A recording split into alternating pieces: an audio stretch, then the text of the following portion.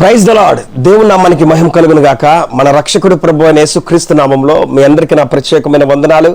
అందరూ ఎలా ఉన్నారు? బాగున్నారా? దేవుని యొక్క మహాకృపను బట్టి నేను, నా కుటుంబం, పరిచర్య చాలా బాగుంది. అనుదిన మన్నా అనేటువంటి యొక్క ఆధ్యాత్మిక కార్యక్రమం ద్వారా మీరెంతగానో బలపరచబడుతున్నారని నేను నమ్ముచున్నాను. ఈరోజు కూడా ఒక చక్కటి వాక్యాన్ని ధ్యానం చేసుకుందాం. కీర్తనల గ్రంథము 59వ కీర్తన 16వ వచనము. నీవు నాకు ఎత్తైన కోటగా ఉన్నావు, ఆపద్దినమున నాకు ఆశ్రయముగా ఉన్నావు. చూడండి, ఈ చదువుకున్న భాగంలో కీర్తనకారుడు చెప్తున్నాడు, దేవా నీవు నాకు ఎత్తైన కోటగా ఉన్నావు, ఆపద్దినమున నాకు ఆశ్రయముగా ఉన్నావు అని చెప్పనంటున్నాడు. దేవుడు మనకు ఎత్తైనటువంటి కోటగా ఉండేటువంటి దేవుడు ప్రియులారా. ఆయన మనకు ఎత్తైన కోటగా ఉండి మన మీదకి వచ్చేటువంటి శ్రమలను, మన మీదకి వచ్చేటువంటి ఇబ్బందులను, మన మీదకి వచ్చేటువంటి సమస్యలను తప్పిస్తూ ఆయనే ఒక కోటగా ఉండి మనల్ని రక్షిస్తూ ఉండేటువంటి దేవుడు ప్రియులారా. కీర్తనకారుడి యొక్క ఉద్దేశం ఏంటంటే, అయా నువ్వు కోటగా ఉండి నా ముందు ఒక ఎత్తైన ప్రాకారముగా ఉండి నా మీదకి ఏ శోధన రాకుండా, ఏ శ్రమ రాకుండా, ఏ బలహీనత నా మీదకి రాకుండా, ఎటువంటి శత్రుమూకల యొక్క దాడులు నా మీదకి రాకుండా నువ్వు నన్ను కాపాడుతున్నావు ప్రభువా, నీవు నాకు ఎత్తైన కోటగా ఉన్నావు అని చెప్పనంటున్నాడు.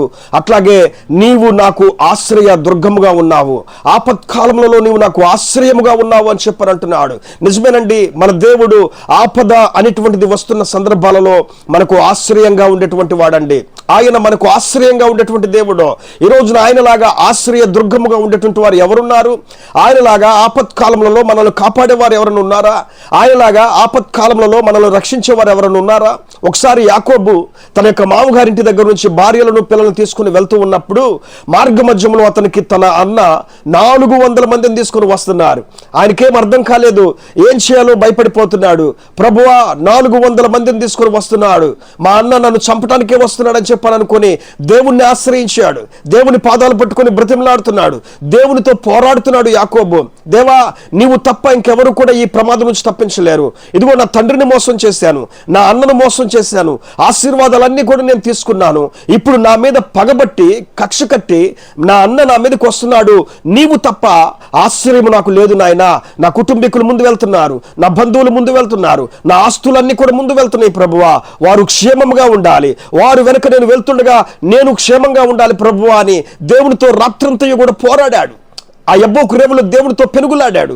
దేవుని దగ్గర ఆ యాకోబు అనేటువంటి మోసకరమైన పాపపు జీవితాన్ని వదులుకొని ఇశ్రాయేలు అనేటువంటి ఆశీర్వాదించబడినటువంటి పేరును మార్చుకొని గొప్ప కృపను పొందుకొని తిరిగి తన అన్నకు ఎదురుగా బహుధైర్యంతో వెళ్తున్నప్పుడు అన్న దూరం నుండి 400 మందిని తీసుకుని రావటం చూసి పరిగెత్తుకుంటూ వెళ్తే ఆ అన్న ఏశావు వచ్చి కౌగలించుకొని తమ్ముడు వీళ్ళందరూ ఎవరు అని చెప్పి ప్రేమగా మాట్లాడుతూ విన్నాడు ప్రియులారా. దేవుడి దగ్గరికి దేవుని ఆశ్రయంగా యాకోబు చేసుకుని దేవునికి మొరపెట్టినప్పుడు, దేవుని దగ్గర తన యొక్క బాధంతటిని తెలియచేసినప్పుడు ఆయన యాకోబుకి ఆశ్రయంగా ఉన్నాడు. తన అన్న జీవితాన్ని మార్చివేశాడు, అన్న కోపాన్ని మార్చివేశాడు, అన్నలో నుండి ప్రేమ రకమైనటువంటి మాటలు వచ్చేటట్టుగా దేవుడు మార్చివేశాడు ప్రియులారా. ఈ రోజున వాక్యం వింటున్న ప్రియ సహోదరి సహోదరుడా, మన దేవుడు ఎవరో తెలుసా? మనకు ఆపత్కాలములలో ఆశ్రయ దుర్గముగా ఉండేటువంటి దేవుడు. నీ ఆపత్కాలములలో నీకు ఆశ్రయము నీ దేవుడే. యాకోబు యొక్క జీవితంలో ఎన్నో ఆపదలు వచ్చినవి, అలాంటి ఆపదల్లో దేవుడు అతనికి ఆశ్రయంగా ఉన్నాడండి. దావీదు తన జీవితంలో మీరు చూసినట్లయితే అద్దుల్లాము గుహలో ఉన్నప్పుడు ఆపత్కాలం వచ్చింది, ఏమంటే చీకట్లో వెళ్తున్నప్పుడు ఆపదలు వచ్చినవి, సౌలు చేత తరవబడినటువంటి సందర్భాలు ఉన్నవి, ఫిలిస్తీన్ల భూభాగంలో నివసించేటప్పుడు ఎన్నో ఆపదలు వచ్చినవి. అలాగే అతడు చిన్నప్పుడు గొర్రెలు కాసుకుంటున్నప్పుడు కూడా ఖడ్గ మృగాల చేత, విష పురుగుల చేత, క్రూర మృగాల చేత ఎన్నో ఆపదలు తన మీదకి వచ్చినవి. ఆ ఆపదలన్నింటిలో కూడా దేవుడు ఆశ్రయముగా ఉన్నాడు. అతనికి ఆశ్రయముగా ఉండి ఆపత్కాలంలో ఆయన కాపాడుకుంటూ తీసుకుని వచ్చాడు దావీదుని.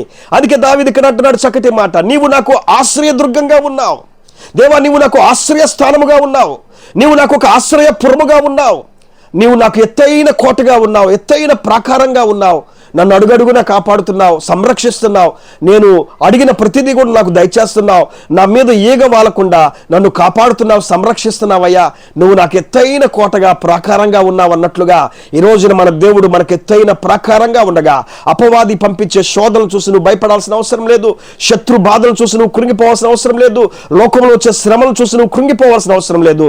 నీ దేవుడు నీకు ఎత్తైన కోటగా ఉండును గాక.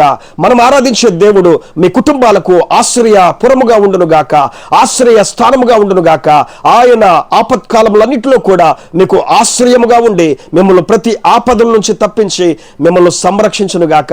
ఆమేన్. ప్రేమ కలిగిన తండ్రి, గొప్ప దేవుడు యేసయ్య, ఈ వాగ్దానం ఎంతమంది చదివి విని ఉన్నారు, వారి జీవితంలో అద్భుతమైన కార్యాలు మీరు జరిగించి గొప్ప కార్యాలతో మీరు నింపి, అయా మీరు కూడా మాకు ఎత్తైన కోటగా ఉండి, ఆపత్కాలంలో మాకు ఆశ్రయముగా ఉండి, మమ్మల్ని కాపాడి సంరక్షించి, అపవాది పెట్టేటువంటి చిక్కుల నుంచి మేము విడిపించబడులాగున మాకు తగిన సహాయమును దయచేయమని యేసయ్య శక్తి కలిగిన నామములో ప్రార్థించి అడిగి వేడుకుంటున్నాము పరమ తండ్రి.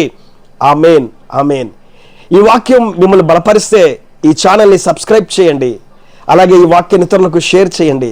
దానివల్ల దేవుని యొక్క వాక్యం బయటికి వెళ్తుంది. కొంతమంది కొత్త వారు, తెలియని వారు వాక్యాన్ని వింటారు, వాక్యం ద్వారా మరచబడతాడు, వాక్యం ద్వారా బలపరచబడతారు మీలాగే. కాబట్టి వాక్యాన్ని ఇతరులకు షేర్ చేయండి. దేవుడి చిత్తమైతే మరలా రేపటి రోజున ఇదే టయానికి మరలా కలుద్దాం. అప్పటి వరకు దేవుడు తోడుగా ఉండి మిమ్మల్ని సంరక్షించును గాక. ఆమేన్. Praise the lord.